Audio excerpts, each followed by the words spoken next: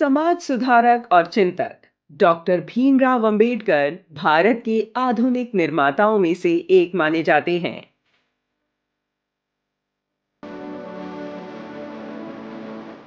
उनके विचार व सिद्धांत भारतीय राजनीति के लिए हमेशा से प्रासंगिक रहे हैं।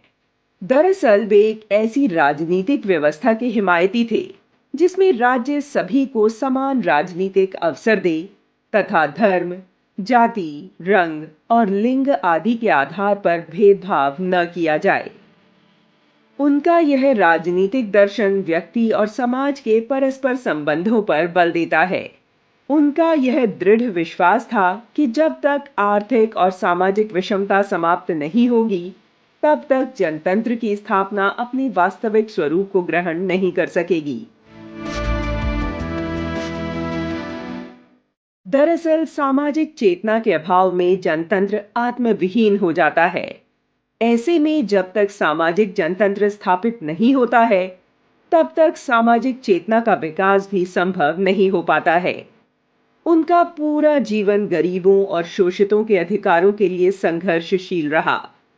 लेकिन आजादी के बाद से अब तक देश की विभिन्न राजनीतिक पार्टियों ने अंबेडकर जी के नाम और कथनों को लेकर अपने अपने स्वार्थों के हिसाब से उनका उपयोग किया।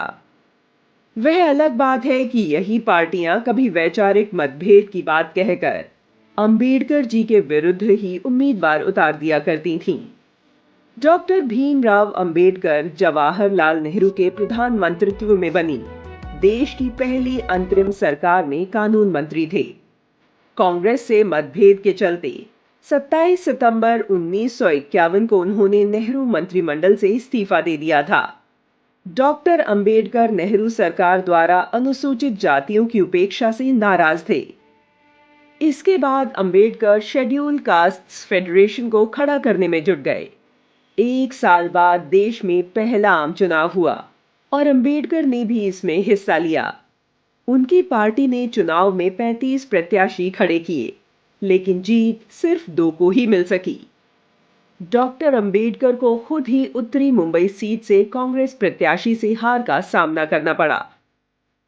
कांग्रेस ने अंबेडकर को हराने के लिए एड़ी चोटी का जोर लगा दिया और इस सीट से अंबेडकर जी के ही पूर्व सहयोगी रहे एनएस काजोलकर को टिकट देकर उनके खिलाफ खड़ा कर दिया।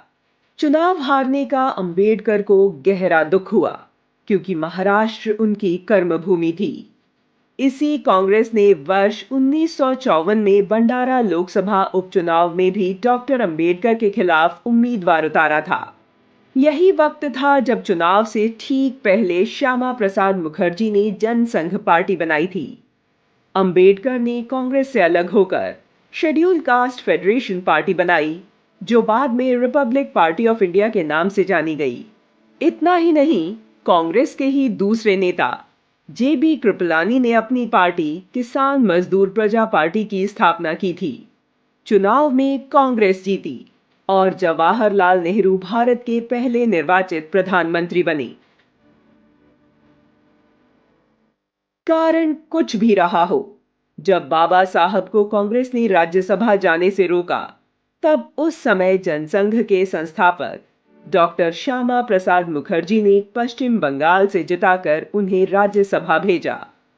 एक सत्य यह भी है कि डॉक्टर अंबेडकर ने अपने लेखन को प्रकाशित करने के लिए पूरे जीवन संघर्ष किया। डॉक्टर अंबेडकर के पास अपनी अंतिम पुस्तक द बुद्धा एंड हिज धम्म प्रकाशित करने के लिए कोई पैसा नहीं था।